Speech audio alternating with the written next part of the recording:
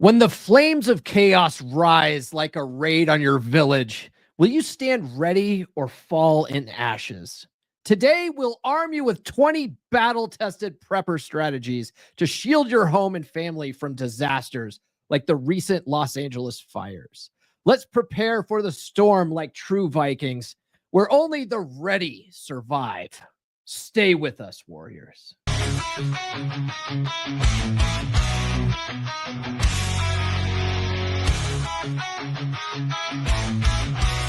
Through the white thunderstorms, we ride on the back of our cars in a fearless stride. Sons of Thor, hearts made of fire, conquering lands, fueling our desires. Roaring engines and lightning in our eyes, united we stand. Our strength won't compromise. From the east to the west, we stand on every road. We're the Valhalla warriors, never feel alone. Landscapes of freedom, beneath open skies, a promised land where our spirits arise. We battle the storms, the tides of the sea.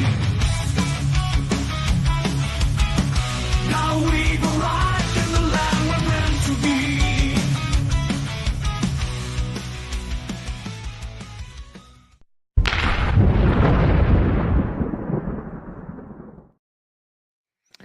Welcome to the DragonShip. I am your host today, Paul Bauer, and the DragonShip is the only panel show on the internet where we firmly believe that a rising tide lifts all ships. Joining me on the panel today, hey, look, Huds showed up. What's up, brother? Hey, I was like, man, what's going on? I was like, it's gonna be a short show today, man. There's only three of us, but good thing you showed up. So, what's going on, man? Anything new with you? Not much. Got some travel coming up this week, so just trying to get everything organized for that. But yeah, outside of that, I'm going to be moving soon. So the tedious process of breaking down my Legos, it hurts my soul, but it has to happen. So I've been breaking down a lot of different sets and just organizing that. That sounds terrible. Tarl, what's new with you, man? Not much, man. Same shit, different day, but stick to the plan, as they say. All right. Wraith, how are you doing? Doing good, man. Just working on a book, trying to get it out this month, and I've just finished up my second presentation in the John's men's group, and I'm starting to pick up a couple people for coaching again. So it's a good month. That's great. That's outstanding. If you guys didn't know, my dog passed away on Monday. So it was a rough week for me, but we're getting through it. After the show, I got her ashes back yesterday. We're going to head over to my parents' house and we're going to spread her ashes there because my parents' property was her favorite place on earth. She would go there and hunt voles and stuff like that. So I'm going to scatter her ashes down by the creek bed where she used to like to dig around for voles and stuff like that. I think that'll be a good place for her. But what we're talking about today, actually Huds came up with this idea. He wanted to do a topic about the LA fires, and I was like, well, why don't we talk about it from a prepper perspective? Because man, a lot of people just aren't prepared for disasters, and we saw that during COVID. When like the toilet paper ran out and like everyone like lost their mind, right? And the thing is that when the TV show Doomsday Preppers was out, right? Love that show. There was a lot of idiots on that show, but there was some really good, well-prepared people. And I love that show because it really gave a lot of really good ideas on what to do in various situations. But a lot of people seem to think that people who have a prepper mindset are conspiracy theorists, like, oh, you're just living your life in fear. And it's like, well, actually, if you are well prepared for any kind of emergency, you don't have to live your life in fear because you're prepared for it. You know what I mean? So right. I thought it'd be good to talk about that. I have a list of 20 things we can do to pretty much be prepared for any kind of emergency. Now we've all experienced the lockdowns during COVID, right? And if you guys recall, I don't know how it was in your guys' area, but for me, in my area, we didn't know what was going on. Like, there was very little information. Everyone's like, we don't know what's going on. We think it's basically the bubonic plague and everyone's dying. And so they shut down everything. And they were like, if you're even out in the streets, like the Gestapo is going to come and like lock you up and stuff. And so I just remember my dad calling me when they announced that they were going to lock down everything and shut down businesses and stuff. And he goes, son, I hope you're prepared. Like, I hope you have enough like guns and ammo. I hope you have enough food on hand. And I go, Dad, finally, like I've been preparing for this. I've been preparing for this day for the last 20 years. Like I'm ready for this. And then it ended up being one big nothing burger. But still, like one of the biggest reasons why I got into prepping was because when I lived in San Diego, there were 2 major wildfires, very much like what's going on in LA right now, that shut down the entire city for days. Like work shut down a bunch of times, and it was like the air quality was so bad. It was basically like snowing ash on us and stuff, and we had to walk around with dust masks and stuff, so you weren't like constantly breathing that stuff in. But then one time in 2011, there was a major power outage that shut down all of Southern California for up to 48 hours for some people, And so it was like in those moments that I realized like disaster can happen at any time, and it's not a conspiracy. Like shit happens, right? So it's good to be prepared for some of that kind of stuff. So I wanted to kind of go around and ask, besides COVID, has any of you guys ever experienced some kind of natural disaster? We'll start with Huds. Sure. Yeah. So it's interesting. Back where I grew up, it's a little bit more out of the country, further out of Philadelphia. And there were a couple times where we had power outages, nothing major. But then there was one where I think we were out of power for like 3 days. And I remember we had a new neighbor move in next door, and he had a generator. My dad had never thought to actually get a generator or that we would even need one. But then when they were talking and like how simple it was for him and his family to function and not ever have to worry about the power going out, my dad ended up buying one himself. And so I think there was only like 2 more times we had to use it. But it just came in such handy when that happened, because there was like another time where we were out for 24 hours. And then there was another time where I think it was like another 2 days or like a 3-day period. So, oh my God, just being prepared and having that, like you kind of felt like a king when you look around the cul-de-sac and you're one of the only houses that is fully functional. Fridge is working. Everything is working. You're comfortable. The heat's working. So that really, like having a generator and being prepared for those types of things, even if it's just a few $100 to have it and never need it, it's better to have it and not need it than need it and not have it. That's actually that's a good reminder, because that's something I've been meaning to do for a while, because like the heat in my house, it's all electric baseboard, and which is expensive as hell. So I tend not to use it. And I have a gas stove that I use most of the time to heat my house. But even that, to start it and to run it and the fans and stuff, it all requires electricity. And so for a while now, because we have power outages here all the time. In fact, I bitch at Thor about it all the time. Like, Thor, what the fuck is going on, man? Like, why can't you guys keep the power on? But one of the things that I was originally thinking about was getting solar panels for my house and then a battery backup system in the garage. But then I was like, man, at the very least, all I need is a gas power generator out in my patio, and I could run my fridge and my fireplace and keep at least the heat and the food cold, in an emergency. So thanks for the reminder. I need to do that. Let's go over to Tarl.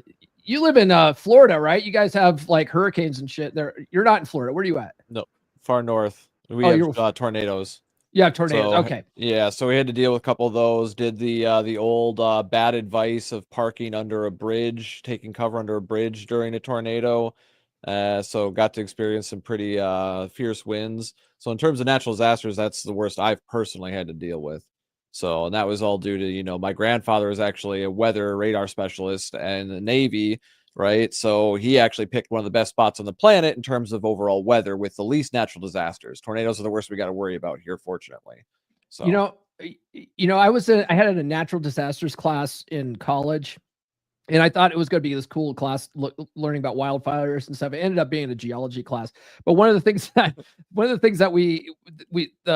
the instructor showed us was a map of all the disasters in the United States, and there was like one little place in I think it was Indiana, like one small, like almost like a county where there's never been any real natural disasters, but the rest of the country there's some kind of natural disaster going on. So yeah, it's not conspiracy theory or being paranoid. It's like, it's being smart because shit happens everywhere. Wraith, you've lived a long time. Like, you ever deal with any disasters? Yeah, but and being overseas and stuff in the military, but beyond that, I mean, in the U.S. here, it's been, I spent a year and a half in Pennsylvania working on a job, and every time it snowed, every time it rained, the power went out. So we did the same thing. We got a generator so that we could actually have power, and we lived in a trailer, so it was fairly easy to heat the trailer. So, but, it took probably 2 times of spending 2 days without electricity before I said, yeah, we're just going to spend the money. So, and then, I've lived in flood zones and stuff like that where, water gets up to the top of the dike, and you try to wonder what's going to happen if it comes over. But luckily, I've never had to experience that.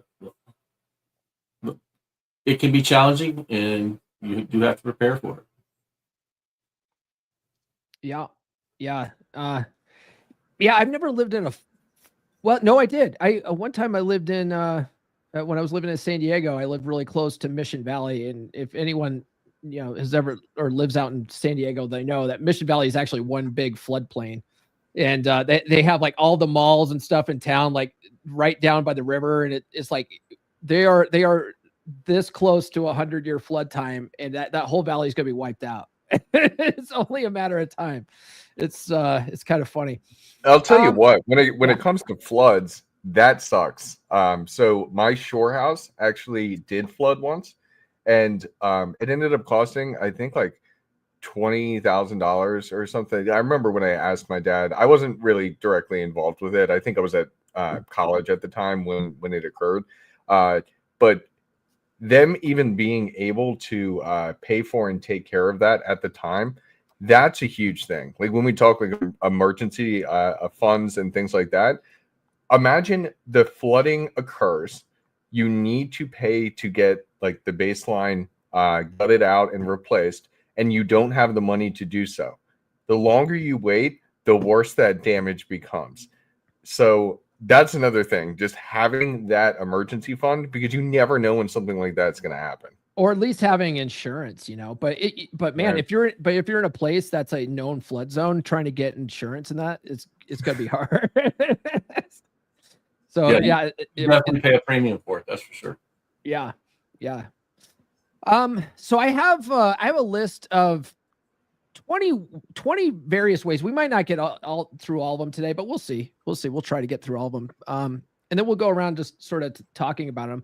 But before we get into that, I do want to let everyone know that my new book, Get Her to Fuck You Again, is now available on Audible. So let's play a commercial for that, and then we'll get to these 20 different ways that you can stay unfucked in a bad situation. Are you tired of the dead bedroom? Wondering what happened to the passion, the connection, and the spark? Well, here's your answer. Introducing Get Her to Fuck You Again, a red pill guide to fix a dead bedroom, now on Amazon. This isn't about manipulation or tricks. It's about real strategies that work. If your wife has stopped being intimate with you, it's not because the love is gone. It's because the attraction is gone. And that's fixable. This book will teach you the skills to lead your marriage, rebuild your confidence, and become the man she can't stop thinking about. 3 reasons to get this book. 1. It breaks the cycle. You'll learn how to stop doing the same things that are killing her attraction and start doing the things that reignite it. 2. It's practical and proven. With clear, actionable steps, you'll build yourself into the man you were always meant to be. 3. It works for men like you. Paul Bauer has helped hundreds of men just like you fix their dead bedrooms. And now, it's your turn. Don't let another day go by feeling frustrated and disconnected. Go to Amazon right now and buy Get Her to Fuck You Again. Read it, apply it, and watch your marriage transform. The connection isn't gone forever. You just need the roadmap to get it back. And this book is it.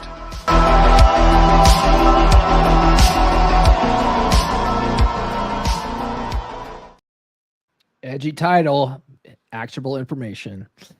All right. Speaking of which, so I've got a list here, and we'll sort of go around the horn about this. But the first thing on the list here is create a comprehensive emergency plan.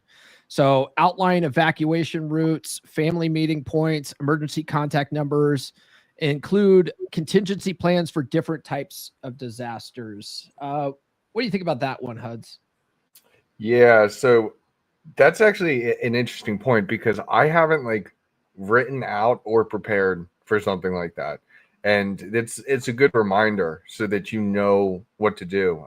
I tend to just react, which obviously is not the best if something crazy would happen. But I also, I mean, I work from home and I'm not out and about a lot, and I typically live in apartments, so things are well taken care of. But that's a really good idea, is to write it out, like when they said like emergency numbers and things like that. But at the same time, we all have smartphones now, so I don't know. It's an interesting thought to think of that I think made a lot more sense back in the day. The family meeting points. What's that all about? Because maybe I'm not understanding it. Well, think about this, man. Like, what if it's a fire situation and like your house is on fire, and let's say the cell phone towers are burning down and stuff like that because this natural disaster is taking over the city, so you can't call each other, and you can't go home. Like, where the fuck do you go, right? So your family needs to know, hey, if this event happens, like, where do we meet up? Where do we all get together? I think that would be, I mean, it would be a pretty serious fucking situation, but if you want to be prepared for anything, that it would be a good thing to have, don't you think? Yeah, no, absolutely. That's it's very true. Just to kind of have that in plan, because gosh, yeah, the LA wildfires, it's a prime example of things that we all kind of knew something like that was coming, but to the gravity of this situation, if they all had these types of plans in place, I think a lot more people would be in better shape. And I don't remember what the death count was the last time I looked. I think it was like 24 people were dead. I'm sure it's more than that now. Just by having this plan in place, that number could have been 0. Well, I mean, you got to say, like, what's the population of LA? Like a few million people. So Yeah. only 24 dead. That's pretty solid. That's a pretty solid. Well, I mean, but if you go to a FEMA website, they have templates that you can do the plan. Is it all encompassing? No, but it gets you thinking about that. And you need to have 2 plans. You need to have a plan for what happens if you have to stay in, bug in, or if you have to bug out. A lot of people, and that's one of my issues with a lot of these preppers. They do the bug in,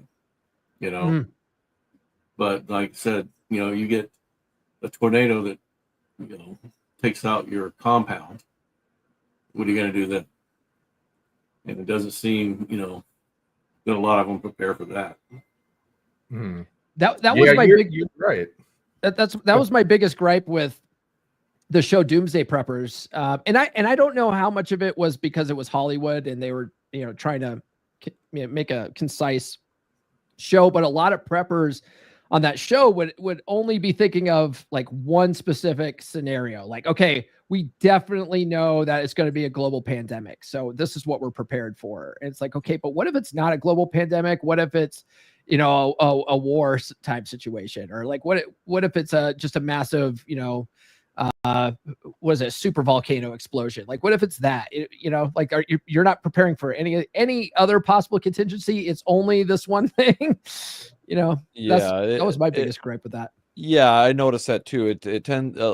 I've noticed that not I won't even try to give a percentage out of my ass, pull numbers, but I'll say that I've noticed quite a few preppers that I've seen tend to focus on acquiring stuff rather than skills, tactics, and mindset. Like they have a little bit of that, but it largely revolves around acquiring a base that's fortified and trying to basically build a castle underground, more or less.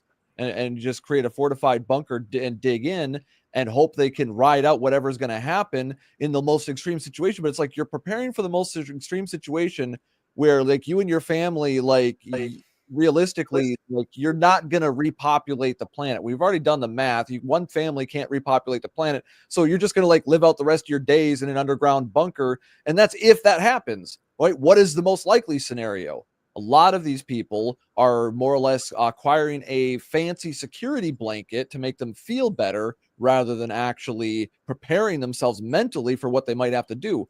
Good example, the coming up with a family plan. Why do you need to come up with a plan? Well, because if the downstairs is on fire and you can't get to the normal doors, you might have to go out a window, and there's going to be safer windows and more dangerous windows to go out, or windows that are, higher up that might need a ladder, an emergency ladder. I have an emergency ladder for my high up window, right? So I can get down with, and my son, a child can get down safely, and he can set this up himself, right? Just as an example of having a plan, and little things like that. And it's all about the mindset more than like the stuff and the things like, oh, we've got food. Yeah, I've got emergency food too. Do I have a fucking bomb-proof bunker? Hell no. Oh, like if that shit happens, like what good is a bomb-proof bunker gonna do if we're literally got radiation? Like then you have to go to a next level. Most of these people aren't prepared for that level of fallout. Even if you don't have radiation, you got to think about something. Get yourself if you need to. Go back to medieval times, and what was the worst case scenario in the medieval time? Say society collapses, and you're on. Everyone knows you're a prepper because you made everybody aware that you prep. People forget about the sieges of the Middle Ages. So you've got to be able to, like you said, initially staying in your home is probably the best bet, but you've got to plan for, what happens when your supplies start running low. You're going to have to get out and you're going to have to search for supplies. And you've got to make contingencies, plans for stuff like that. And the show you're talking about, I watched it too. They didn't seem to have a lot of contingencies. Yeah. Well, that's another thing I liked about it was at the end, like the prepper experts or whatever would rate them. And I loved it when the people got a shitty ass rating. And then the people were like, well, I disagree with that. It was good. Hey, Vidar's here. Hey, Vidar is I'm going to unmute you here, or you got to unmute yourself. There you go. Hey, have you ever been lived through a disaster situation? What was that? Have I ever been lived through a disaster situation? He's been with the same woman for 40 years. I live in a fire area, and was evacuated one year. So I learned from that that I probably wouldn't evacuate again, depending, stay and try to save my house if it was another fire. Did you lose your house during the evacuation? No, I didn't. It didn't really come that close, but people that were in that area, a couple people saved their houses by staying and watering their roofs. That's actually a good point, because when I grew up in the mountains outside of Denver, in a town called Conifer, and we lived in a place that always caught on fire. Like when I was a kid, there was the Murphy Gulch fire that almost came and took down our house. And my dad, he set up a sprinkler system on the roof so that if we did have to evacuate in a situation like that, he could just turn the water on, and then like we could evacuate, and the water, it would, probably save the house.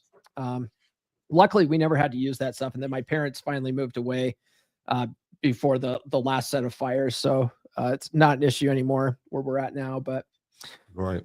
I did hear about one individual in these fires in California that he had prepared by buying a bunch of those sprinklers that they just rotate back and forth for your lawn. They put a fan of water, and he put a bunch of those on his house and then evacuated. And when he came back, his house was fine. Houses around him burned. Every house around him burned. Yeah, That's crazy. That's a smart thing to do, though. It's not on my list, but the next thing I have here is build a 72-hour emergency kit. So pack non-perishable food, water, 1 gallon per person per day, first aid supplies, flashlights, batteries, and a multi-tool. What do you think about that one? We'll throw that over to Tarl first this time.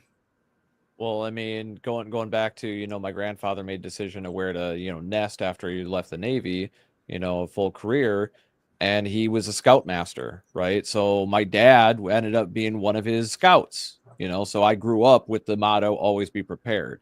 So yeah, you should always, like I said, I'm not going to say that I have the detailed plan, down to the letter, but I have the framework, right? I have certain things, emergency food, water, all that good stuff, ability to bug out, right? And go relatively quickly, right? Obviously got a family, so relatively is a key term there.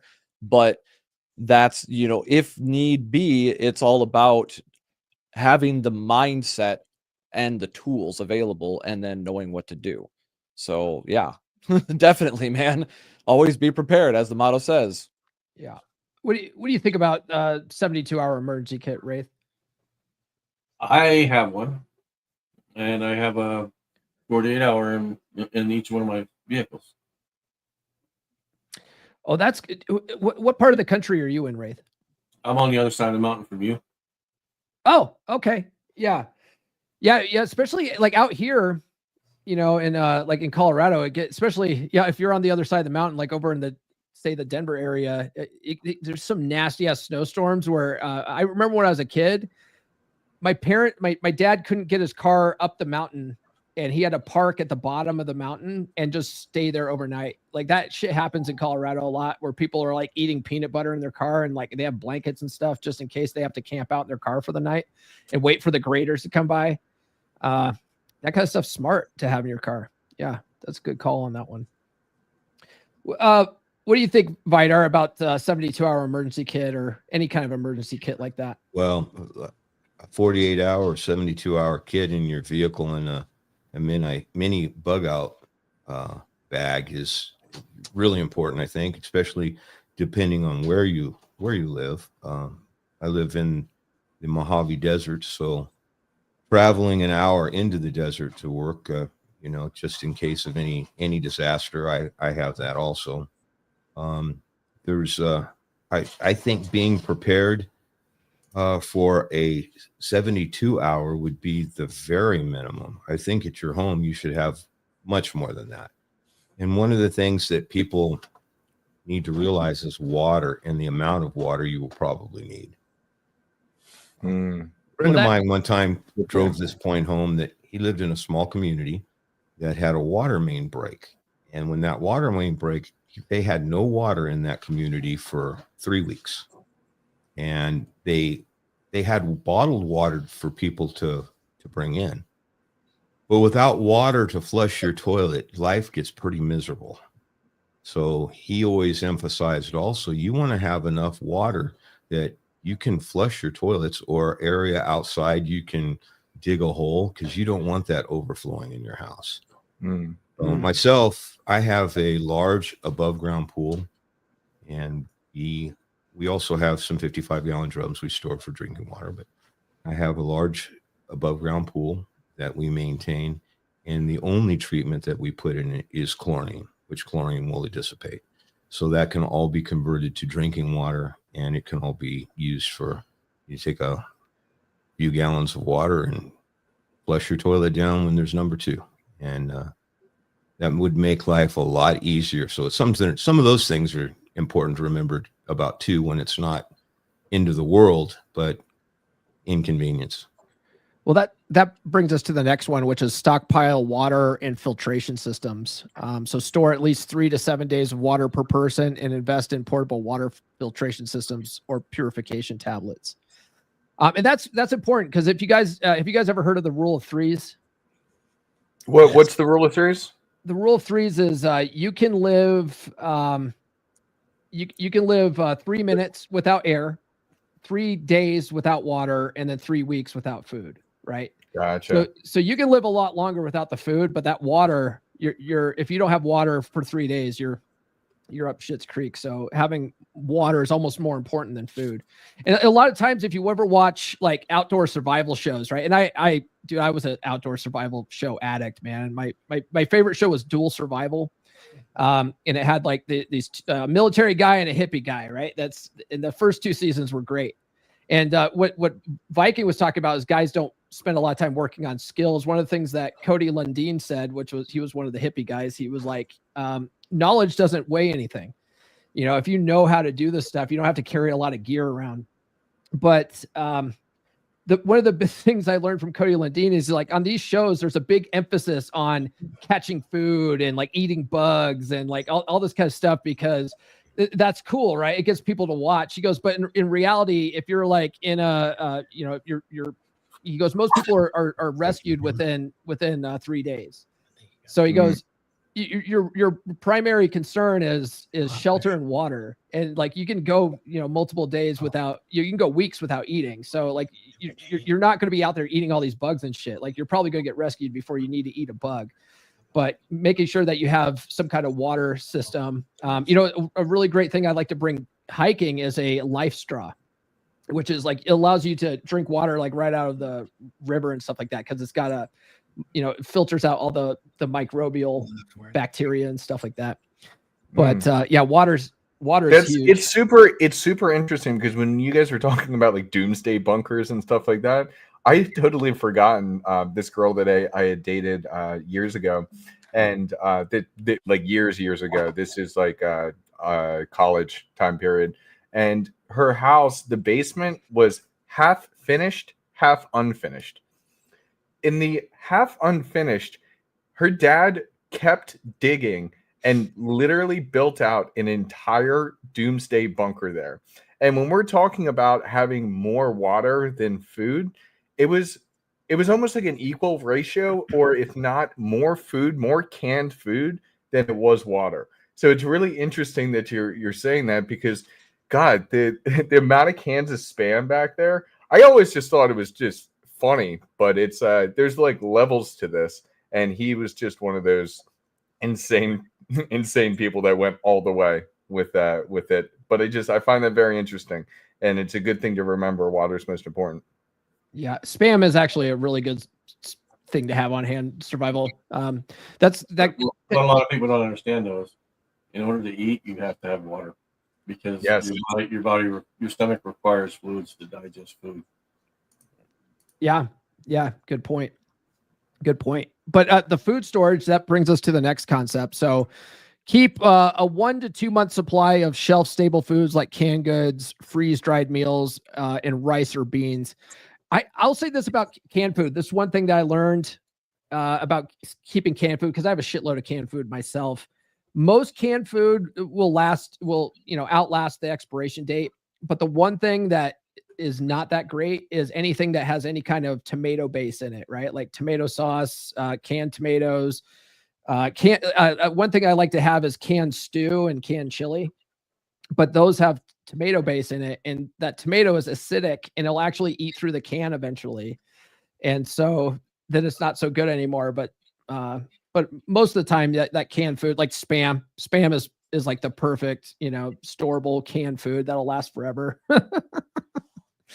But yeah, another thing I have too is I have buckets of like, that last 25 years of like freeze dried food. When I was dating Red Pill Chick, her brother was in the National Guard, and he would go out on these like, monthly mission training things, and he would come back and they'd have shitloads of MREs, and he just gave me trash bags full of like Army MREs and stuff. And so I have a bunch of MREs on hand, and all that kind of stuff's good, in that kind of situation. Do any of you guys keep storable food around? Yep.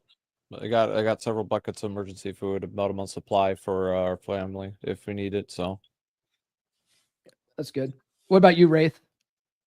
I have some. I'm trying to actually find another place to be as I'm getting ready to retire.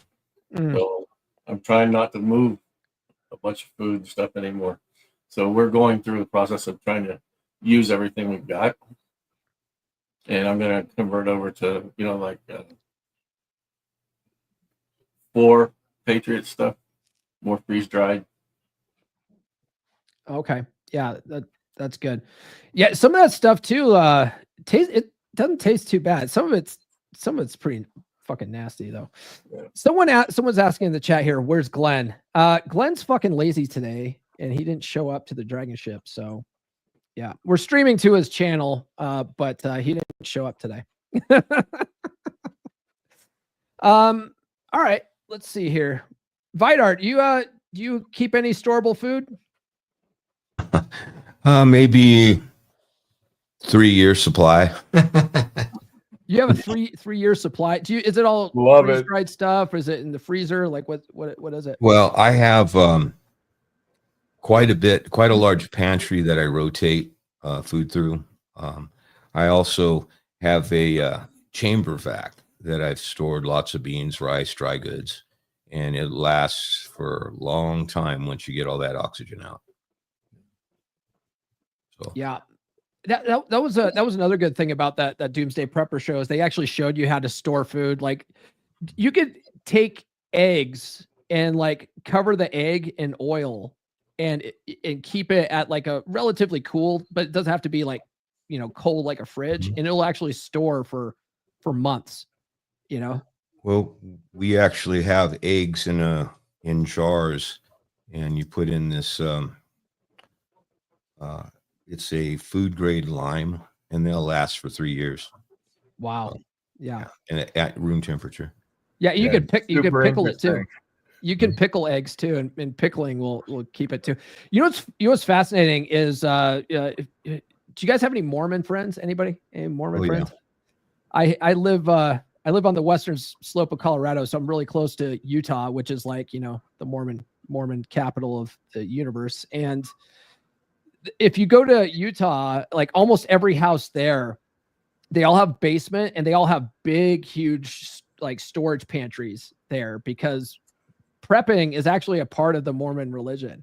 They actually like teach it in the church, and they have like special events where they put on classes about how to store food and all that kind of stuff. And my former in-laws live out there, and in their house, they call it Mormon storage. They're like, yeah, we have our Mormon storage down here, which is, all the down in the basement where it's nice and cool and you can store lots of canned goods and, whatever. It's pretty fascinating stuff. Yeah, there's a few churches, I guess you could say, that prepare for the persecution of Christianity, right? So prepping is part of the religion, more or less. Yeah. Well, prepping is common sense, in my opinion. And, yeah, exactly. Being prepared, and there's you always have to listen to that little voice inside that's talking to you. One of the things about prepping and being prepared and storage of food that I'm sure you probably have it on your list to eventually get to is you need to have a way of defending it. I was watching one of the prepper shows, and there was this one individual on there that was showing all of the things that he had for prepping, and they got down and asked him if he had firearms. This guy was totally against guns. Yes. He didn't, and I just laughed, and I said to myself, he's not storing food for himself. He's storing it for the toughest guy on the block. Yeah. There's actually been a few episodes of the Doomsday Preppers like that, but yeah, it's always like the hippy dippy crowd, and they all got beautiful gardens, and they're like, we're just going to invite the community in, and it's all going to be one big community experience. And it's like, you don't know like human nature, right? Like we like, yeah, I hope it goes that way if shit hits the fan, but yeah. Realistically speaking, looking at human history, there's a good chance that at least one of the crazy motherfuckers is going to act up. Just saying. There's a really good novel series I read once called, I think it's called The Survivors. And there's like 6 books, and it's all about the end of it starts with a global collapse of the dollar, right? And so they call it the crunch, and it's the whole globe basically just devolves into chaos. And that's exactly what happens is, like, you know, these people that were preppers, they create compounds and stuff like that. But then there was a whole group of people that became roving like warlords, and they were going into towns and like robbing towns and stuff like that. And so, yeah, if you don't have any way of defending what you've prepped for, like all your stockpiled water and your stockpiled food, and you don't have a way of defending it, inevitably there's someone that's going to come and try to take it, you know? And so you have to be able to, especially if it's like a real serious, like end of civilization type situation. But that does bring us to the next one, which is keep guns and ammunition. So secure firearms and ammunition for self-defense and hunting if necessary. Ensure all users are trained in safety and handling. Yeah, no, 100% on this one. This is one that I do. When it comes to food storage, I was just thinking about that. Ever since I had gotten with my girl, it's been a little over 4 years now. I have not done my grocery shopping. So I probably should at least do one trip to get my stockpiles up on that front. But when it comes to guns and ammunition, yeah, we are pretty set to go here if something were to happen and we needed to defend ourselves. Yeah, I like to buy ammo when Republicans are in office, because ammo is a lot cheaper. And then whenever Democrats take office, everyone thinks that they're going to take the guns away. So they all just like mad rush the store and buy up all the guns and ammo. And so then there's like a supply and demand issue. And so the ammo goes up. So I like to like hold during Democrat years and then buy during that's really smart. I hadn't thought about that, because I've seen so much fluctuation in ammo prices. And one of my friends, he's out in LA too. And he, back when like COVID happened, he ended up buying like pallets of ammo, and then he ended up flipping it for like extra $30,000 or something, just in the first year. And I think in total he's made well over like $100,000 doing flips like this. So it's really interesting that you say that. Yeah, I mean, it's just something I've noticed over the years, because I mean, I used to really follow politics, and I don't really anymore, because I noticed that since I cut the news out of my life, that my mindset's much healthier.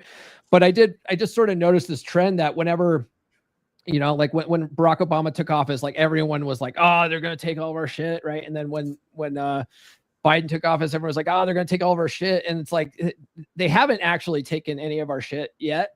But people get so scared that they just like, all of a sudden the gun sales go up like crazy. And I'm like, okay, well, I'll at least keep an eye on the market that way, you know, and sort of turn it into a positive. Before we get into the next one here, let's play a commercial for Thor's book, Dominant Masculine Presence, and then we'll get back to this list. Have you ever felt like you're fading into the background? Like the world doesn't want you to stand out, to be strong, to be masculine? You're not imagining it. For decades, society has been reshaping the role of men, leaving many feeling lost and disconnected. It's time to change the narrative. In A Dominant Masculine Presence by R.P. Thor, discover the path to reclaim your strength, your confidence, and your identity as a man. This isn't about fitting into a stereotype. It's about embracing your natural traits and honing them into a powerful presence.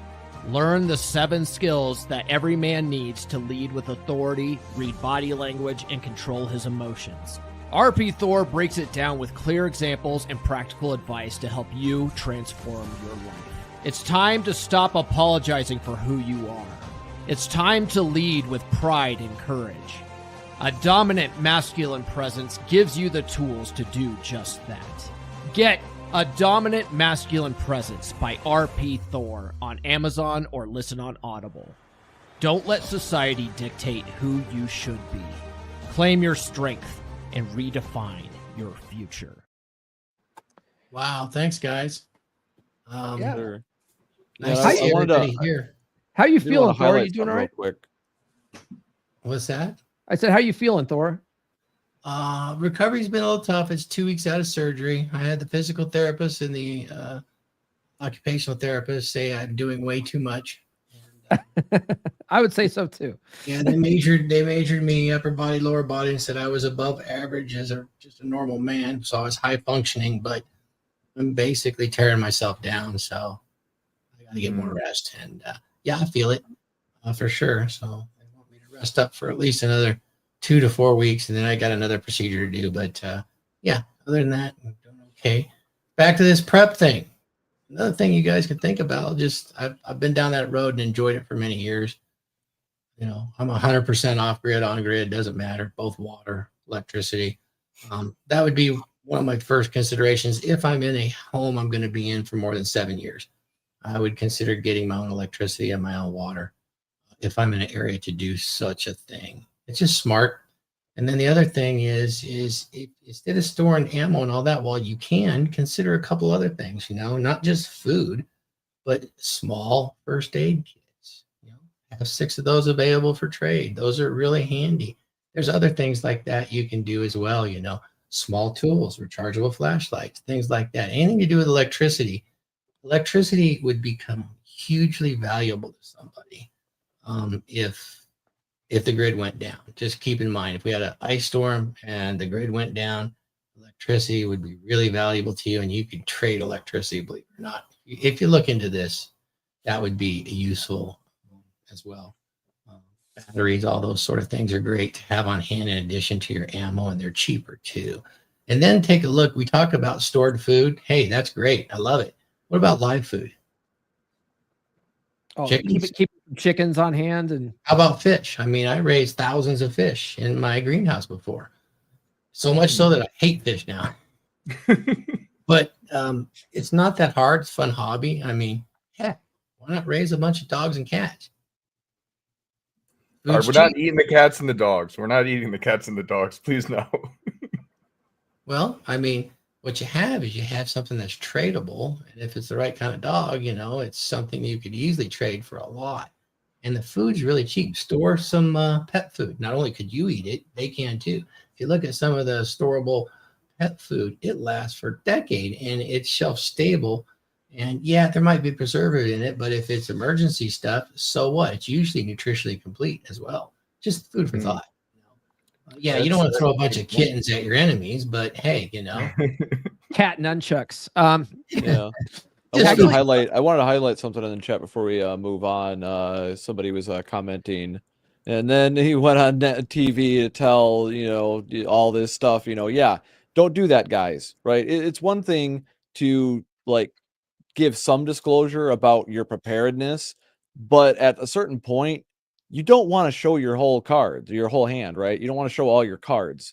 Like if you've got certain capabilities, you don't want to broadcast those capabilities to the world and, you know, be like, hey guys, I leave my back door open at night and you can just walk in, like, you know, or I leave the key under the mat.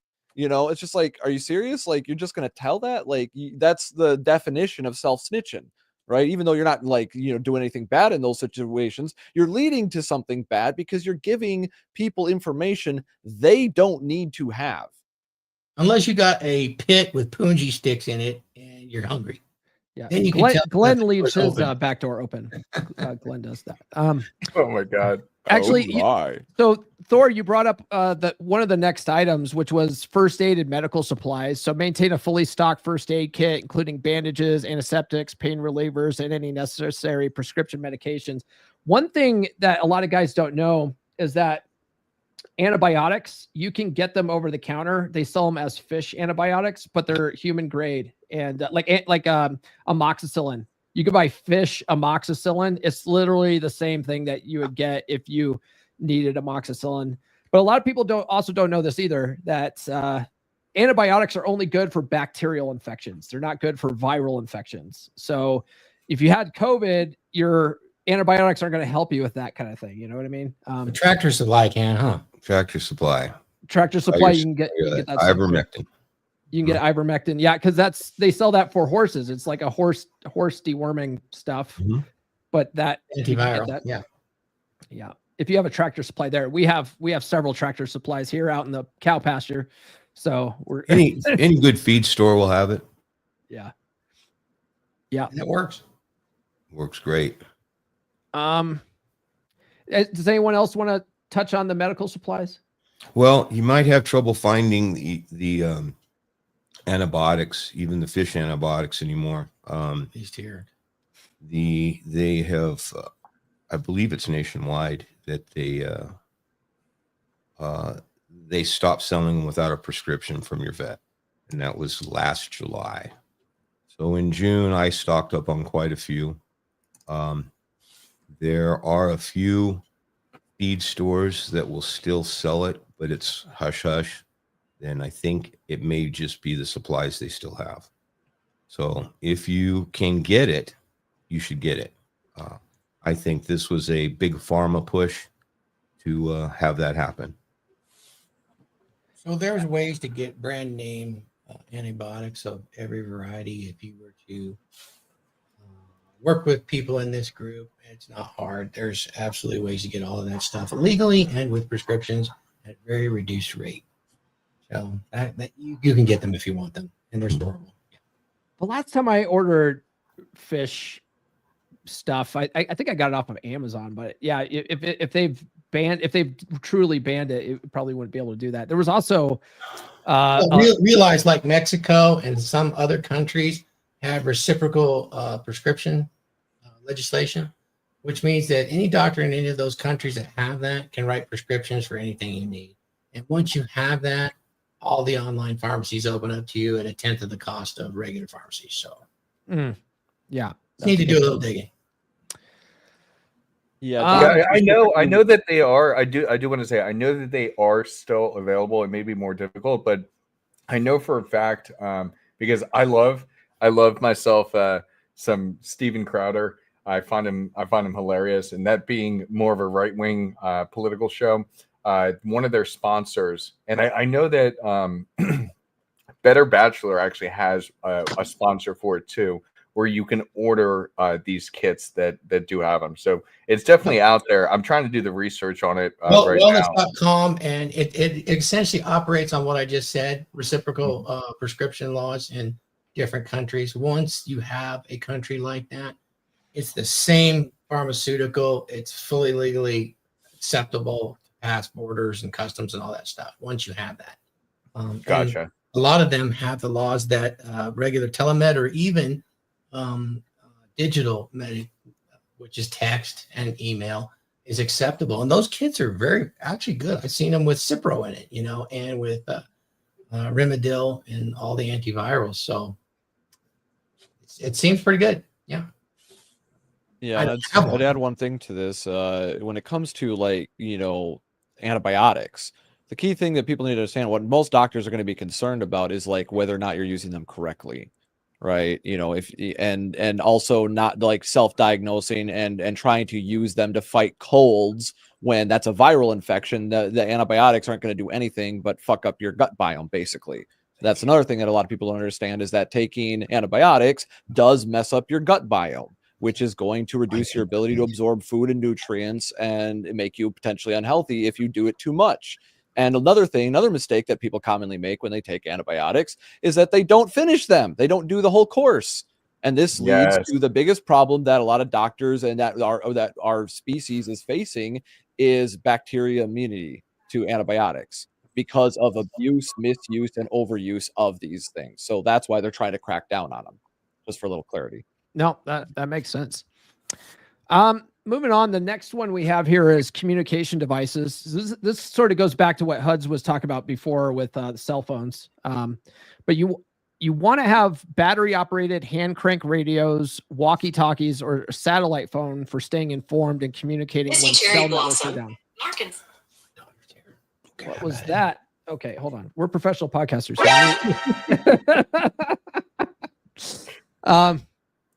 But that was Thor's daughter. He's got to step out. She's here. So. Oh, okay. Yeah. But yeah. So anyway, battery powered radios, walkie-talkies, satellite phones for when the cell networks are down. So that would be a good thing. Thor mentioned this too, backup power solutions. We talked about that as far as generators, right? But invest in solar chargers, portable power banks, or generator with extra fuel. Let's see here. Personal protection equipment. This would be good, especially if you're in a fire situation, right? Like if you're in the LA area, there's a lot of smoke and ash and stuff in the air, and all that kind of stuff is not good for your lungs. So having masks, respirators in an environment like that would be good. Gloves, goggles to protect against smoke, dust, airborne viruses, all that kind of stuff would be good too. Let's see. I'm trying to get through some of a bunch of these quick so that we can keep talking about them, but we got a lot here. Fire safety tools. So fire extinguishers, fire blankets, and masks specifically designed for, Oh my God. smoke. Fire extinguishers, guys, pay attention to expiration dates. Nobody does that. They buy a fire extinguisher and then they never look at it again. Make sure to pay attention. They do last a while, but pay attention to your expiration dates. Well, guys, let me ask you this. A lot of times the libs say, hey, you don't need guns because there's police, right? Like, why do you need fire extinguishers? There's fire department. Yeah, because you never know what the timing is going to be for them to arrive. Specifically, we are this building that I'm in right now. God, thank the Lord that I am going to be moving soon. But they've had a faulty alarm system for the entire time I've been here, and constantly, it's just going off. Like it would be like multiple times a week for no reason. And so we're like the boy who cried wolf with the fire department coming out. So whereas they used to be able to, or they used to be here in like literally like a minute, now sometimes it'll take them like 15 minutes to get here. So like understand that there is a variable, and you also don't know the traffic conditions for the fire department to get there. It's always a variable. So anytime you can do something that can protect you, that allows you to protect yourself a little bit more, it's well worth it. Yeah, it going back to the guns and the police thing, it's like when seconds count, the police will be there in 10 minutes. Yeah, exactly. Well, it's the same thing with a fire, right? It's like the example. I just had an issue with one of my PCs. The new game I was playing caused the plastic to overheat on the badly engineered connector on the 4090 and fused it, which caused burning plastic. Now, that fire didn't get out of control. But the thing is that if it did, rather than even having to go out to the hallway to get a fire extinguisher and then hoping that it wasn't expired, like Hud said, I've got not one, but two. I got a full size fire extinguisher right by the computers if I need it. And then I got another one right there handy. Like, say if I need to put the fire out to get to the other fire extinguisher. It's just like, so it's being prepared and being extra prepared. And it wasn't that expensive. That's like $150. And I just got to check and switch them out every couple of years. That's a simple thing. And some people might be like, well, that's a lot of work. Well, it's a lot less work than if shit goes down.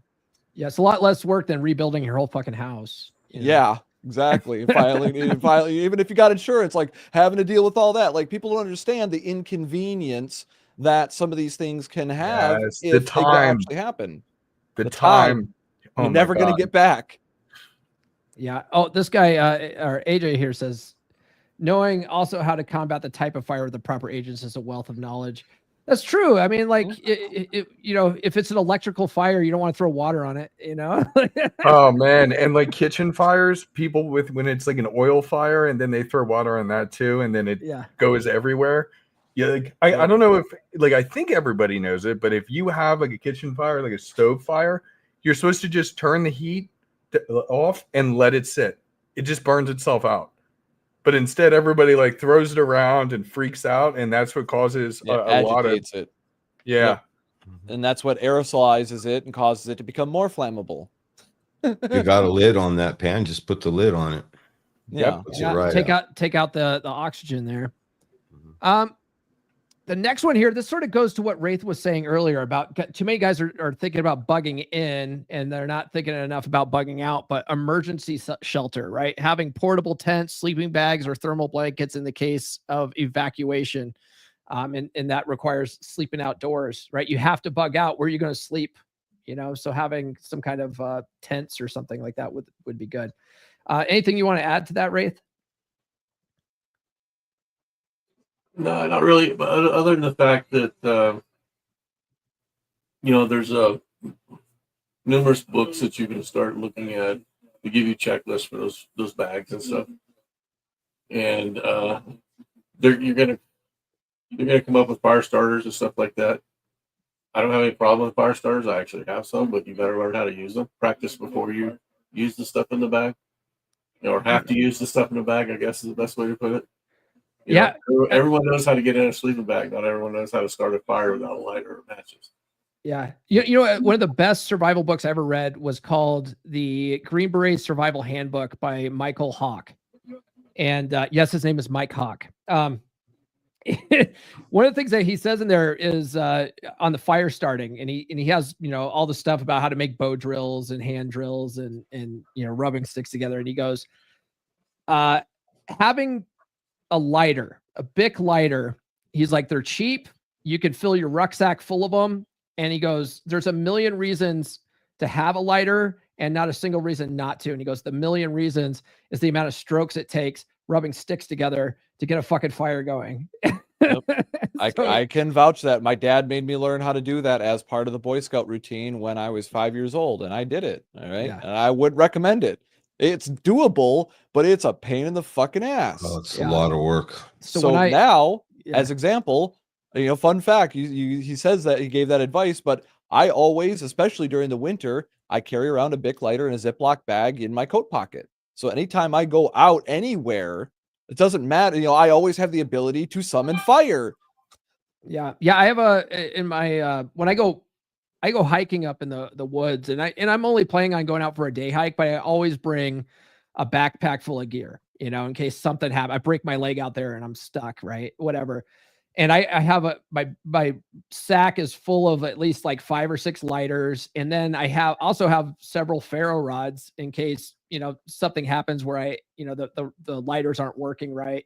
And I at least have a ferro rod to start a fire with. But it's like, God, there was another survivalist on Dual Survival, the first season. And he talked about was it the 3 or the 4 C's, but it was like, you need to have cover, you need to have combustion, you need to have a cutting tool, and you need to have cordage. It was 4 C's. And he goes, if you have those 4 things, you can pretty much do whatever you need to do. Which was, good knowledge type thing. Cash reserve, having extra money on hand. So keep small bills and coins on hand, as ATMs and credit card systems may not work during disasters. I noticed this during the power outage in 2011. The gas pumps weren't working, or they weren't taking credit cards because like all the power was down. And so I started just keeping an extra, $20, in my car, just in case I had to pay for cash for something like that. And then on hand, I keep a little bit of cash just in case. But you guys ever think about that? Just having extra cash because your credit cards might not work? Always. I'm a type 1 diabetic. So basically going on the topic of, are you prepared? Well, technically speaking, I'm shit out of luck if shit hits the fan, because I have to keep my insulin cool, right? It has to stay above freezing, but below 86 degrees. Right. If it goes above or below, then it becomes inert. It doesn't work anymore. So I need a refrigerator. So, but that's a whole other side point. Damn it. My brain farted. What was the topic again? What was the cash reserve? Having cash reserve. Yeah, that's right. So I always have to keep some sort of cash on hand, because if I need emergency food, like if I'm out and about, like I have a glucometer. So I always keep, at least like $5 in there. Right, at the very least, and there's other cash reserves that, you can have swirled around wherever you may want. There's all sorts of ways you could do that, both at home and away, right, depending on what kind of gear you have. There's all sorts of cool gadgets and things you can find that'll facilitate, like money belts and that sort of thing, just on a more extreme version of that if you're traveling. I know some people, when they travel, have to utilize money belts depending on when you're going, but even those are often, they'll take your belt because they know. But having that little bit of cash on hand, if you don't got a credit card, right, how are you, and even having enough to make change per se too. That's another key thing that I consider when I'm out and about. I always have to have that on me, some sort of electronic ability in case I don't accept cash, because that's the other problem nowadays. Some places don't accept cash at all, right? So you need to have a card, but then you also need to have the inverse, the option if they don't have the ability to take electronic transfer, you have to have some sort of way to do that. Yeah, I agree with that. The next on the list here is defensive tools beyond firearms. So carry pepper spray, knives, or batons for self-defense when firearms are impractical. Thor sent me a tomahawk once. That was nice. I actually already had that tomahawk, so I have 2 of them now. Yeah, there's this, this is a, survival axe. This is meant for like building, tents and shit like that. We're using that cordage and whatnot, and it's got a hammer on one end and an axe on the other, right? So that's a tool. If I'm carrying this around though, as like that's not a like if I'm carrying this around, they're gonna have questions. Somebody, some law enforcement's gonna be like, "Sir, why are you carrying around an axe?" So it can't really do that. But in terms of like practical everyday use, right? You've got things like multi-tools, right? Simple multi-tool, and it's got flashlight in it, a little LED, on a little button cell battery, and it's got a knife, it's got a little scissors, it's got, little flathead Phillips head screwdriver, and a bottle opener and shit like that. Just those super basic stuff, and this is like $30. The multi-tool you can carry around, and of course the pliers. So, and this is something that's not going to be as questionable you carrying it around every day as well, even though it's got a blade on it, because if you get stopped and you got a blade on you, cops are going to usually at least question you about it, even if they're not really trying to like hound you.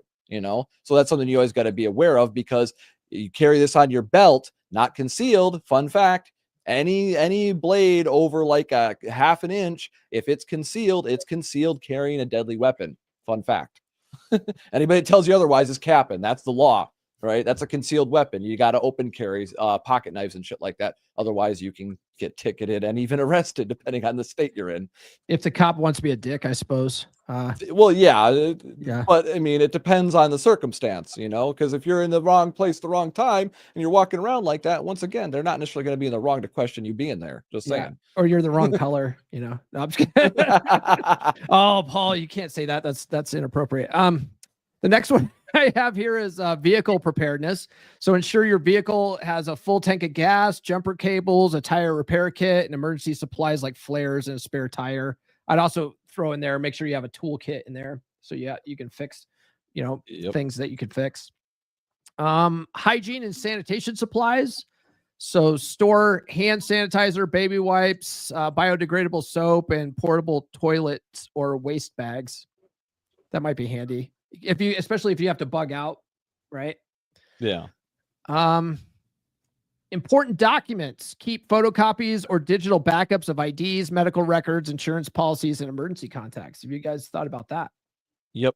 As well as all the physical documents being kept, in fireproof containers and storage and stuff like that. In case of a fire, they'll be less likely that shit will be damaged. But yeah, a lot of that stuff is also backed up. One thing that I learned in the Navy,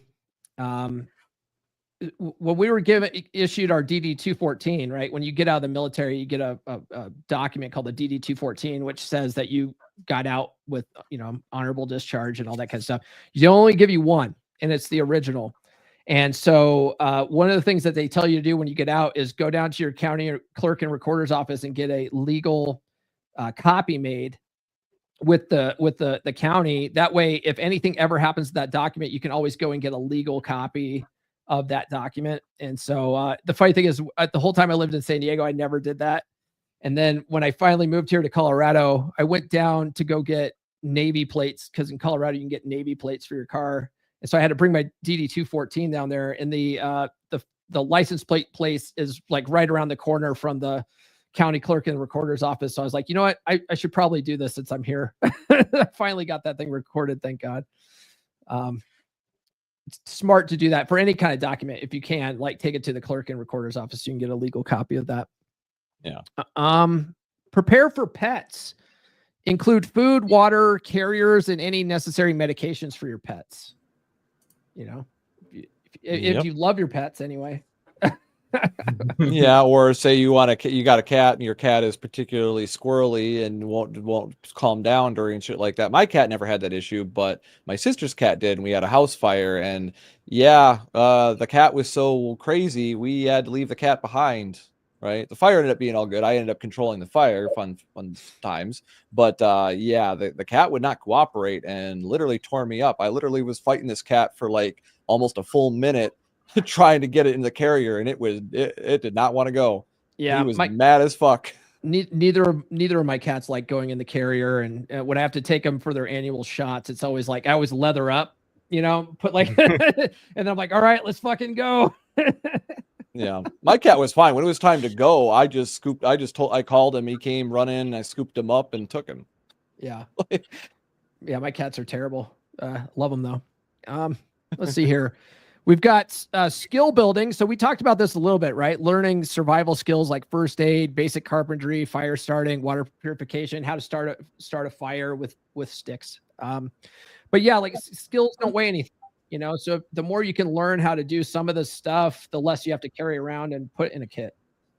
Yeah, understanding why the things that you get are important and how they're used correctly will give you a lot of context in how you could improvise those sort of things too. Like say you don't have a fresh supply, you need to figure out a way to get fresh drinking water. Well, you don't have a straw, a filter straw, so you got to figure out how to boil water, right? If you don't know those practical skills, you've never practiced it, you've never done it, you don't really know what you're doing, and you're going to be at a detriment in those emergency situations. So understanding it's kind of like, understanding what the purpose of the law is and not just what the law is, right? It goes a long way in understanding how to use the tools that you have, because you can have all those survival tools, but if you don't know how to use them, let alone use them correctly, what good are they going to do? It's just a waste of money then. Yeah. Thor, It's interesting. Go ahead. I was saying that Thor and I have been survivalists for as long as I can remember. In high school, we would go out and try our survival skills.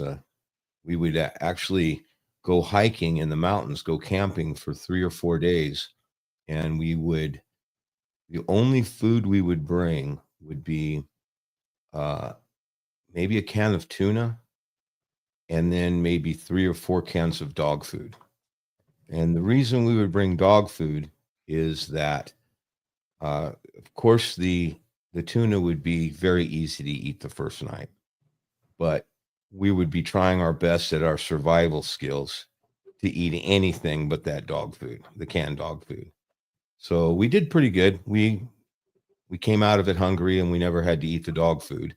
But you definitely start realizing that there are some skills involved. I think one time we actually ate lizard stew, that we had caught a few lizards and we'd made stew out of it to survive. But there's some skills that need to be done. I would also say that importance of actually having hard copies of information that you've seen that you'd like to keep in mind and valuable for yourself in a hard copy rather than in electronic form, because in a real shit hits the fan moment, and there's no power and you can't get into your internet to learn these things, it's nice to have a hard copy with some of those skills.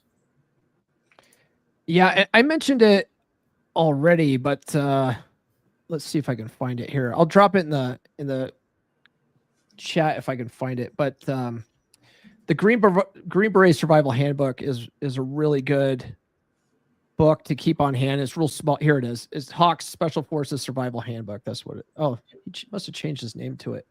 But I'll drop a copy to this. This one actually has a pretty durable cover on it too.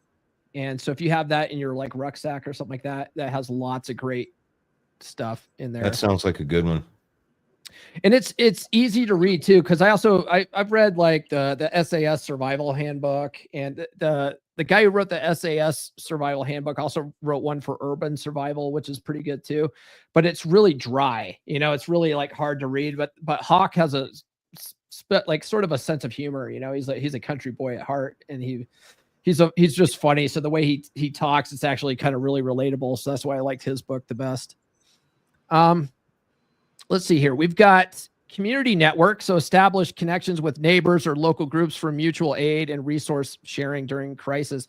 You know, the local Republicans here, right after COVID, they got together and they started teaching everyone how to use CB radios, and we all put money in and got like handheld CB radios. And so all the way up and down the corridor here, we have a community of people with like these handheld radios in case there's an emergency and like communications get shut down and stuff like that. So that kind of thing is kind of handy, you know, having people that you can, you know, have an alliance with, you know. Oh, that's so important. In fact, I lost track of the actual topic which is the communication you were referring to. One of the things that's important to have is a network of people.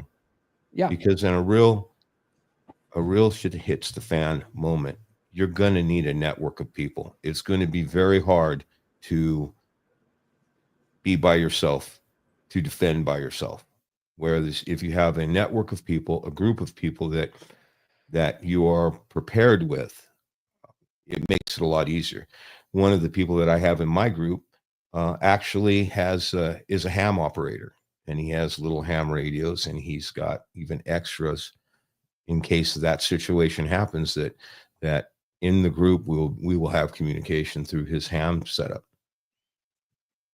Yeah, ham radios are underrated because you can like bounce ham radios off the moon and talk to people on the other side of the planet. Yeah, something like that. Yeah, no, like some of that equipment is, you know, gets pretty exorbitant if you want to be a ham radio operator, but they're handy during a crisis. You know, if you have power and you can operate one. Well, other than breaking the law, even getting them, the little handheld ones that'll easily do 50, 100 miles aren't that expensive. Right. You know, yeah. Operating them without a, in that situation, I don't know how many people are going to, government's going to be triangulating you to give you a ticket for using ham without a license, but you know. Yeah. I think if it's a true emergency, I don't think the FCC gives a shit. Yeah. You know, I don't think. I'll tell you what though, that sense of community, that really is important. I'm thinking back to where I used to live like 5 years ago, and I had it was like a smaller town, really tight knit, and just getting to know people. Like I had a woman that lived below me. There were many times where we helped each other out in something. It was a really bad weather season one year, and we actually had some tornadoes that came through, which is very rare for Pennsylvania, at least in the section that I'm in.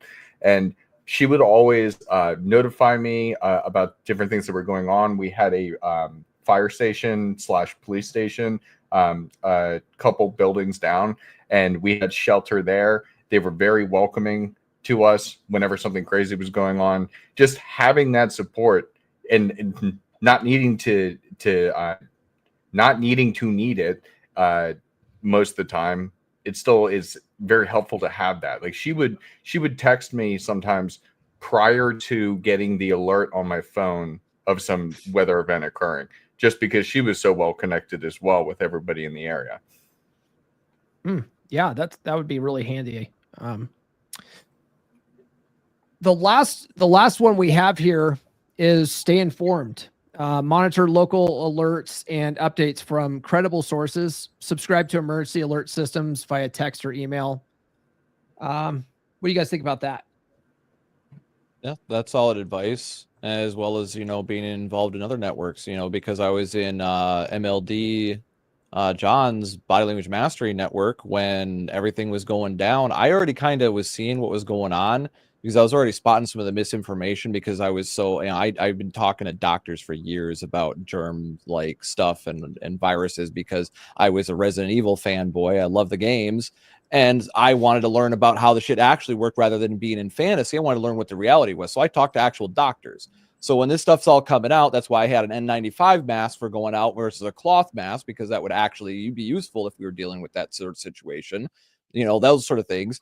And because I was in the network, I knew what was actually going on around the world. I was able to get on the internet, and I was able to hear, anecdotally, of course, but I was able to hear from different individuals that didn't really have a reason to misrepresent what was going on. So I was getting reliable information from around the globe in real time about what was going on in like Italy, what was going on in Japan, what was going on in China, what was going on in Canada, what was going on in California, New York, you name it. I knew somebody that was in it, and they were talking about it if anything strange or weird was going on. And they were also calling out the misinformation, like, hey, this is what the scientists are actually saying, what they were saying before, what they've been saying for the last 100 years. This is what they're saying now. And this is not, you're saying trust the science, but I am trusting the science, and the science is saying exactly the opposite of what they're saying, right? And this is not a conspiracy theory. This is an actual scientific fact. It's like, but nobody was really following through with actually looking at that information. I digress on that point, but the way that I was able to maintain my sanity, and the reason why my woman loves me, is because I was giving her that real information too, by being connected with a good network. Yeah. Smart. Well, cool. Well, I think that pretty much covers all of this stuff. Let's go ahead and go around the horn and final thoughts about this, and where can people find you online? We'll start with you, Huds. Sure. Yeah. So final thoughts. Don't go crazy. You don't need to be one of those lunatic doomsday preppers who has like an entire warehouse, an underground bunker, but be realistic and understand that anything can happen.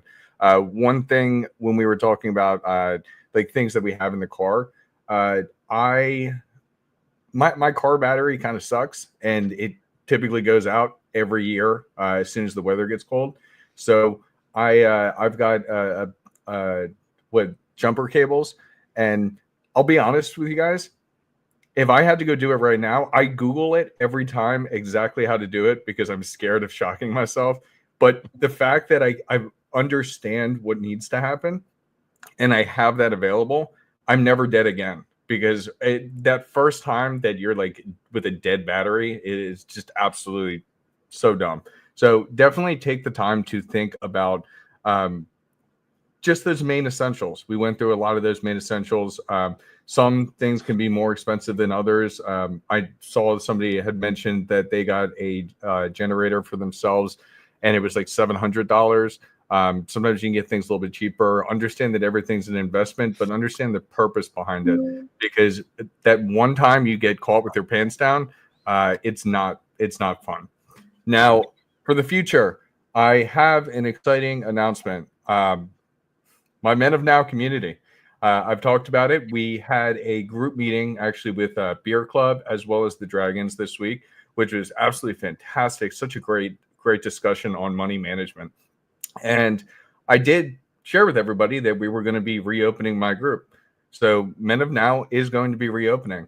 We have a waiting list right now. So I'll go ahead and put in the chat here the website if you guys are interested in something like this. We are going to be launching essentially through the end of the year, or not the end of the year, the end of the month. So when you sign up to this, you will get you'll get an email, and we're going to have a short discussion. It's going to be like a 10-minute chat with the guys just to essentially vet you and see what you want to do. This men's community, it's all about leveling up in all areas of life. It again brings you into a large network of people like these great gentlemen here, where everybody knows something. So if you have a question, somebody can answer it. And I'm just really, really excited for where we're going to go. So definitely go ahead and sign up if you're interested. And yeah, we'll see you soon. Awesome. Wraith, final thoughts, and where can people find you online? Well, where you can find me online is Wraith_Detour on Telegram, Facebook, Instagram, and on Yahoo Mail if you go to that email address. Final thoughts: start developing a plan and develop different contingencies of the plan.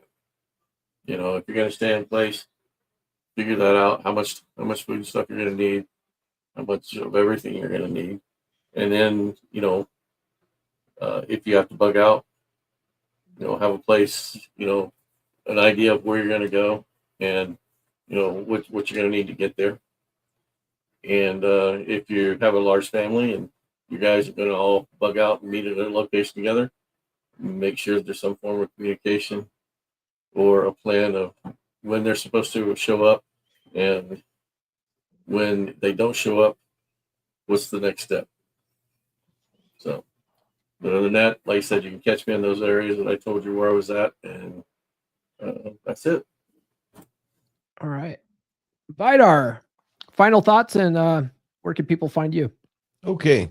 Well, I know I showed up a little late on the thing, so I don't know how much we talked about and how deep we were talking about emergency survival. But one of the things when you were talking about having emergency funds, if we're talking a sustained time of an emergency or stuff hits the fan type situation, having things for barter is important.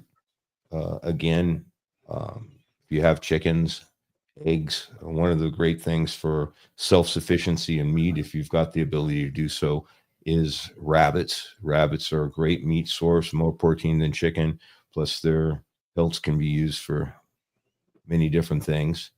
And one of the things that we talk about is precious metals. And people talk about investing in precious metals. And I'd like to say one thing about investing in like gold and silver, because as soon as I say invest in precious metals, people say talk about gold and silver. And it's very good to have gold and silver, should be part of your portfolio, in my opinion. But realize that gold and silver is not an investment. It's keeping your value. It's a hedge against inflation. But everything an ounce of gold would buy at the turn of the late 1800s will buy today. And you can look at the old Sears catalogs from then. You have a brand new stove, top of the line at the time would be about $14. An ounce of gold was $20 that time. You go buy a top of the line stove now, it's about $1,800, which is about the same, equal to what, going rate of it's the same value. So you don't really make money with it. You will keep its value. But one thing else I'd like to say with that is, not knowing that, I was talking to my father one time, and I was talking about investing in gold and silver, for not investing, but having that as a hedge for barter. And he asked me, he said, if in that situation, eventually gold and silver would be used for barter, but in a real emergency situation, you need real precious metals that are highly barterable right away, highly tradable. And I said, precious metals? He says, yeah, gold and silver, that's trinket metal. You make jewelry out of it. He said, the real precious metals, brass and lead. And I thought, brass and lead, how is that? And then I realized he was talking about ammunition. And absolutely, if you can have the ability to store not only the ammunition you need in a survival situation, ammunition will be a highly tradable. Let's say you're hungry, your neighbor has chickens and eggs. You can come over and say, how much for your eggs? Well, I'll give you 5 dozen for 5 223 rounds. Easy. Lots of people will want to trade that. So just a thought that I would put out there along with this, being paired for survival. And as far as reaching me, I'm not quite open with everything yet on my social media presence, but you can find me on Telegram, and my username is @the_Viking_hammer. The Viking and hammer are capitalized. So that's @the_Viking_hammer on Telegram. You can reach me there. And don't forget, everyone, if you haven't yet, get Thor's book. Yeah. You can also find Vidar in Thor's Dragons membership community. That's also on Telegram. Yes. Yes, sir. Charles. So yeah, final thoughts. As I said, Boy Scout motto: always be prepared, but be realistic. Like a lot of guys, like we discussed before, some of these more extreme people, they're creating something that's like, it's like a weird nesting human behavior, right? It's not weird. It's just something that it's not realistic. You need to be, if you're going to be prepared, you need to prepare realistically, be honest with yourself of what actually the logistics you're going to be dealing with, rather than some manufactured ones. A lot of people are preparing for unrealistic scenarios or unlikely scenarios and neglecting actually the scenarios that are happening. It's like if you spend, $1 million building a bunker, but you don't pay your electric bill, right, you're going to have some problems, just as a extreme example. So where you can find me, vikingparadigm.com, to find all my social links and whatnot, and get updates on whatever I got in the works, because I got a lot of irons in the fire right now. Thank you. All right. My final thoughts are basically my beginning thoughts of this, which is, disaster can strike at any time. Being prepared isn't being paranoid, it's being smart, and I would recommend being a little bit prepared for any type of contingency, that might happen. And just think about it. Like, look at LA right now. It's on fire right now. That's probably the simplest, example of emergency situation is a fire that happens everywhere. Hurricanes don't always happen everywhere. Tornadoes don't happen everywhere, but fires literally happen everywhere. So just, be prepared for that sort of thing. Tune into the podcast on Monday, the Come On Man podcast. I found a really great post from the Red Pill archive from a guy who applied red pill praxeology in his marriage to turn things around. And then after 8 years, he came back to give an update. And along with that, a whole bunch of excellent tips to keep that marriage fire burning. So tune into that on Monday. It actually is a pretty great article. And then in the meantime, between now and then, my new book, Get Her to Fuck You Again, is available on Audible. So I'll drop a link to that in the chat. Listen to that. You don't have to be in a dead bedroom situation to listen to that book and get value out of it to keep that attraction going in a long-term relationship or your marriage. So please read that or listen to it on Audible. Other than that, we will see you guys next Saturday on the DragonShip.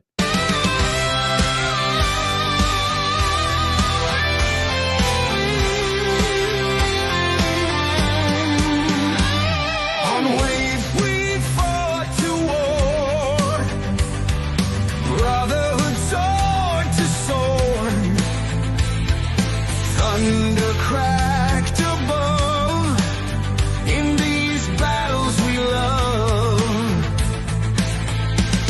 The DragonShip sails through the stormy tide with raven wings as our guide. Skies of fire and ash, hearts begin to clash, but it's time to run.